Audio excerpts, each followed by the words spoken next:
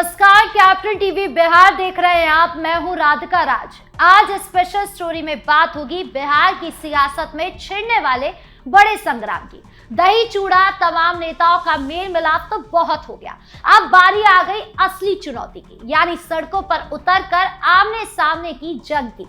एक तरफ नीतीश कुमार जिस रणनीति को चलकर मजबूत हुए, यानी कि पद यात्रा, उसकी शुरुआत 16 जनवरी से एक बार फिर होगी, जिसमें मुख्यमंत्री नीतीश कुमार 16वीं बार सड़कों पर उतरेंगे और जनता से सीधे मिलेंगे। तो वहीं दूसरी तरफ जन स्वराज के मुखिया प्रशांत किशोर भी लाइन में है, जिन्होंने ऐलान किया है कि वो भी 15 जनवरी से संकल्प यात्रा निकाल रहे हैं, जिसे 2 लाख वाली राजनीति भी कहा जा रहा है। यानी अब सियासी मैदान से निकलकर नीतीश कुमार और प्रशांत किशोर सड़कों पर एक दूसरे को टक्कर दे रहे हैं। एक एक करके बताएंगे आपको क्या है दोनों नेताओं की पद यात्रा के पीछे की रणनीति, क्या है प्रशांत किशोर का 2 लाख वाला खेल, और क्या प्रशांत किशोर नीतीश का खेल खराब कर पाएंगे। प्रशांत किशोर की संकल्प यात्रा। सबसे पहले बात करें प्रशांत किशोर की संकल्प यात्रा की। बिहार चुनाव में मिली करारी हार के बाद प्रशांत किशोर बिहार की सियासत से ऐसे गायब हो गए जैसे दुनिया से डायनासोर। पार्टी ने 243 सीटों पर चुनाव लड़ा, लेकिन एक भी सीट नहीं जीती। वोट शेयर महज 3 से 4% रहा और ज्यादातर सीटों पर जमानत जब्त हो गई। चुनाव के बाद प्रशांत किशोर सुर्खियों से दूर हो गए, जैसे राजनीति से गायब हो गए हो। पार्टी में अंदरूनी कलह भी बढ़ी। हाल ही में भोजपुरी सिंगर रितेश पांडे जैसे प्रमुख चेहरों ने पार्टी छोड़ दी। रितेश ने इस्तीफा दे दिया और ये कहा कि राजनीतिक दल में सक्रिय रहकर काम करना मुश्किल है, और उन्होंने चुनाव हार पर कोई अफसोस नहीं जताया क्योंकि उन्होंने ईमानदारी से काम किया। इससे पहले आरसीपी सिंह जैसे लोगों के भी जेडीयू में वापसी के संकेत मिले। पार्टी में भगदड़ मची और संगठन कमजोर दिखा। जन स्वराज के नेता मनोज भाटी ने कहा कि जो छोड़ रहे हैं वो कभी असली साथी ही नहीं थे। पार्टी अब संगठन को फिर से मजबूत करने में जुटी है, यानी कि कमेटियां भंग कर चुनी हुई कमेटियां बनाने की प्रक्रिया चल रही है। लेकिन हार के बाद भी प्रशांत किशोर ने हार नहीं मानी है। उन्होंने भीती हरवा गांधी आश्रम में मौन व्रत किया और बड़ा ऐलान किया। 15 जनवरी 2026 से बिहार नव निर्माण संकल्प यात्रा या संकल्प यात्रा शुरू होगी। ये यात्रा 1 से 1.5 साल तक चलेगी, जिसमें पार्टी के कार्यकर्ता बिहार के सभी 1,18,000 वार्डों में घर घर जाकर लोगों से जुड़ेंगे। प्रशांत किशोर ने संकल्प लिया है कि अगले 5 साल तक अपनी कमाई का 90% और संपत्ति यानी कि एक घर छोड़कर जन स्वराज अभियान को दान करेंगे। ये महात्मा गांधी से प्रेरित है। धैर्य और लगातार संघर्ष इस यात्रा का प्रमुख फोकस है महिला वोट बैंक पर। प्रशांत किशोर का दावा है कि चुनाव से पहले एनडीए सरकार ने महिलाओं को 10-10 हजार रुपए दिए, लेकिन वादा 2-2 लाख का था। यात्रा में फॉर्म भरवाकर महिलाओं को 2 लाख रुपए दिलवाने का दबाव बनाया जाएगा। सरकार की योजनाओं की कमियों को उजागर किया जाएगा, खासकर यदि लाभ नीचे तक नहीं पहुंचा हो। पार्टी बीजेपी की तरह बूथ, पंचायत, वार्ड स्तर पर चुनी हुई कमेटियां बनाएगी, ना कि नामित बनाएगी। इससे कार्यकर्ताओं की प्रतिबद्धता बढ़ेगी। प्रशांत खुद जिलों का दौरा कर चुने गए नेताओं से बात करेंगे। ये प्रेशर ग्रुप की तरह काम करेगा। सरकार का दबाव बनाकर वादे पूरे करवाना, ये 2 लाख वाली राजनीति है। महिला रोजगार योजना के नाम पर एनडीए पर हमला करना है। अगर सरकार वादा पूरा नहीं करती तो जन स्वराज के बीच जाकर इसे बेनकाब करेगी।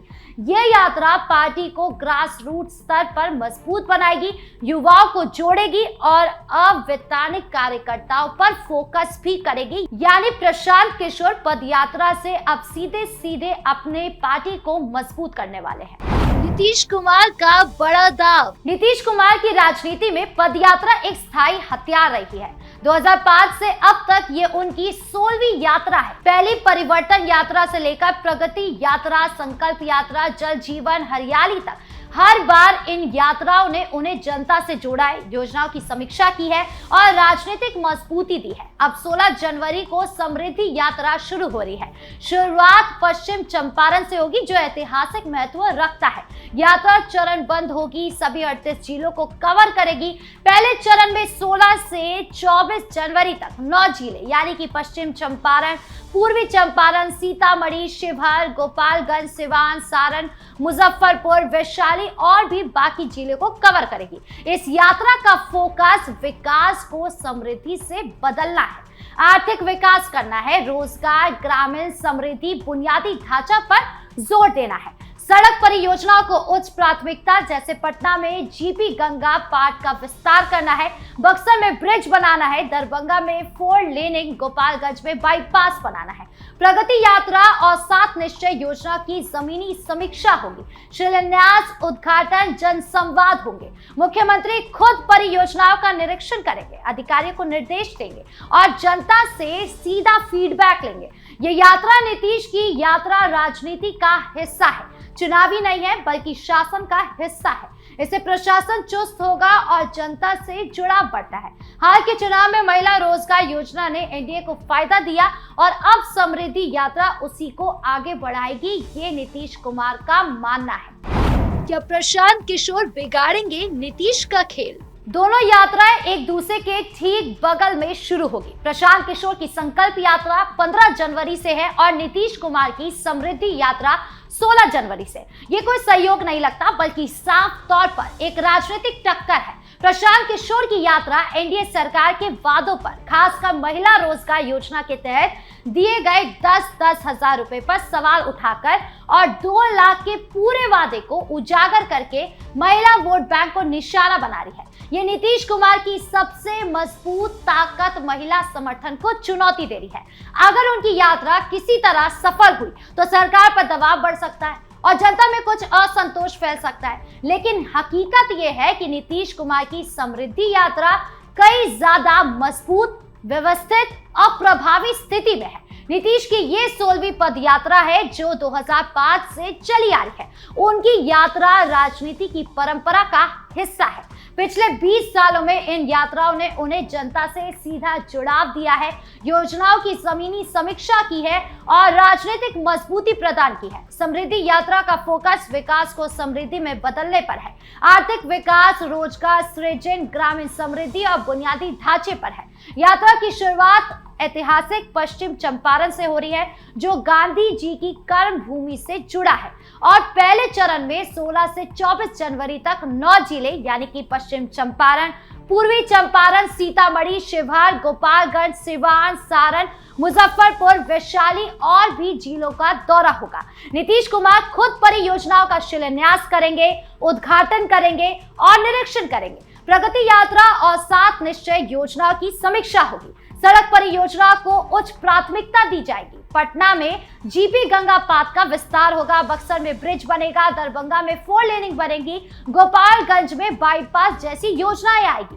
जनसंवाद कार्यक्रमों से मुख्यमंत्री सीधे जनता से फीडबैक लेंगे, अधिकारियों को निर्देश देंगे और प्रशासन को चुस्त बनाएंगे।